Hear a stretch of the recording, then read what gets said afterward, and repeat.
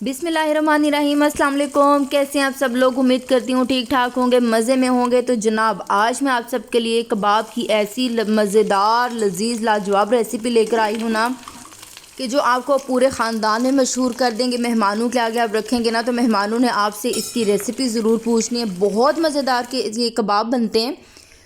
चलें जी, टाइम ज़ाया नहीं करते, जल्दी जल्दी हम बनाना स्टार्ट करते हैं। इसके लिए मैंने सबसे पहले एक अदद बाउल लिया है। बाउल में मैंने यहाँ पे डाल लेना है कीमा। हाफ़ के जी यहाँ पे मेरे पास कीमा है। ये बीफ में यूज़ कर रही हूँ, आप चाहें तो मटन भी यूज़ कर सकते हैं। अच्छा, यहाँ पे बीफ और का जो कीमा या मटन का कीमा बिल्कुल ड्राई होना चाहिए, बिल्कुल भी इसमें ना एक ज़रा भी पानी का नहीं होना चाहिए और अच्छी तरह से वॉश होना चाहिए। नमक जाएगा इसमें अकॉर्डिंग टू टेस्ट, जिस तरह से आपको टेस्ट पसंद है, कम है, ज़्यादा है, पसंद आपकी मर्ज़ी है भाई, आप अपने बॉस हैं। उसके बाद हरी मिर्चें यहाँ पे जाएंगी। ये मैंने 3 हरी मिर्चें ली थी। उसके बाद ये हरी मिर्चों को ही लाल किया हुआ मैंने, मतलब कुछ दिन रख दिया और इसमें ये लाल हो गई। ये भी 3 अदद मैंने इसमें डाल दी। बारीक चॉप करके डालनी है आपने, मोटी नहीं डालनी। भुना कुटा खुश्क धनिया है, पिसा हुआ खुश्क धनिया नहीं है, ये भुना हुआ और कुटा हुआ है। 1 टेबलस्पून भर के मैंने इसमें ये डाल देना। उसके बाद यहाँ पे जाएगा क्या जाएगा, उसके बाद अदरक लहसुन का पेस्ट जाएगा। ये 1 टेबलस्पून भर के, ये मैंने घर पे बनाया हुआ, बिल्कुल बाजार जैसा बनता है। इसका जो वो लिंक है ना आई बटन में मैं दे दूँगी। ये 1 टेबलस्पून ये भर के जाएगा इसमें। उसके बाद इसमें जाएगी कुटी हुई मिर्च, ये जाएगी 1 टेबलस्पून। आप इसमें क्वांटिटी इसकी थोड़ी सी कम भी कर सकते हैं। उसके बाद इसमें जाएगा प्याज। ये एक दरमियाने साइज़ का ग्रेट किया हुआ प्याज है और इसमें से सारा पानी निकाला हुआ है। पानी प्याज का हरगिज़ नहीं होना चाहिए, वरना आपके कबाब टूट जाते हैं। उसके बाद इसमें जाएगा हरा धनिया। आपने दिल खोल के हरा धनिया डालना है। मैं इसमें काफ़ी सारा हरा धनिया डाल रही हूँ क्योंकि मुझे इस तरह से ये कलरफुल पसंद है। उसके बाद इसमें ब्रेड क्रम्स जाएंगे। 1/2 कप ब्रेड क्रम्स हैं, ये होममेड हैं। इसमें इसमें मैंने घर पे जो आटा होता है ना, गंदम का आटा रोटी पकाने वाला, वो भी मैंने 1/2 कप इसमें डाल लिया था। अब इसको बहुत अच्छे से मिक्स करना है। यहाँ पे मेरे साथ ये था कि बाउल थोड़ा छोटा पड़ गया, तो मैंने इसको दूसरे बड़े बाउल में ट्रांसफ़र कर दिया था। आपने बहुत अच्छे से गूंदना है इसको, इतने अच्छा आपने मिक्स करना है ना, जितना अच्छा आप मिक्स करेंगे उतने ज़्यादा ये रच बस जाएंगे कीमे में जितने भी मसाले हैं। ये देखें जी, इसको अब आपने 6 घंटे कम से कम आपने फ्रिज में रख देना है। बाहर रखेंगे 6 घंटे तो गर्मियां हैं तो ये ख़राब हो सकता है।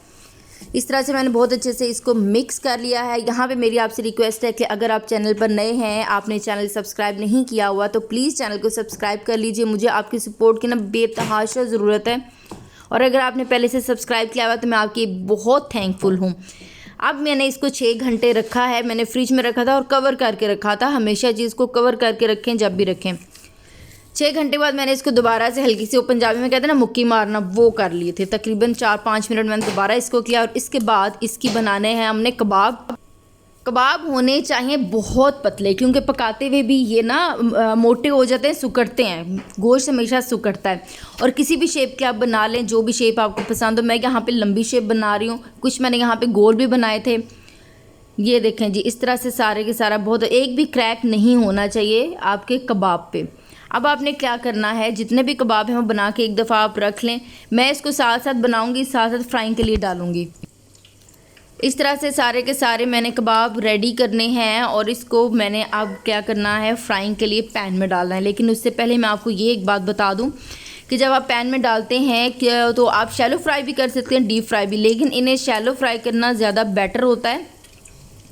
शैलो फ्राइंग में ऑयल भी एक तो कम यूज़ होता है और फिर ये ज़्यादा अच्छे भी, मतलब मुझे लगता है कि ज़्यादा आपके लिए बेहतर हो जाते हैं।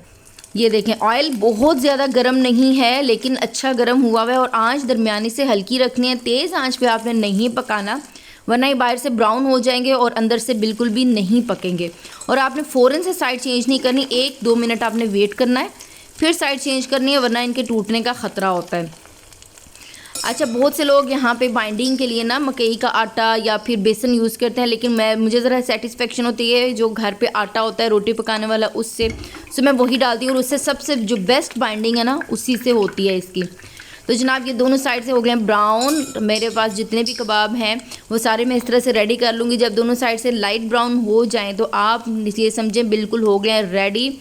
ये हैं जी हमारे आज की रेसिपी। तो आपको कैसी लगी आपकी रेसिपी? आई होप आपको आई होगी पसंद। अगर आपको पसंद आई है ना तो जल्दी से कमेंट सेक्शन में मुझे फीडबैक दे दीजिए, प्यारा सा कमेंट लिख कर। और हाँ, शेयर कीजिएगा फ्रेंड्स के साथ, फैमिली के साथ। मुझे कीजिए बहुत सारा सपोर्ट, आपकी सपोर्ट की मुझे बहुत ज़्यादा ज़रूरत। अल्लाह पाक आपके खानों में, आपकी ज़िंदगी में, खुशियों में बहुत सी बरकतें डाले। दुआओं में याद रखिएगा। अल्लाह हाफिज़।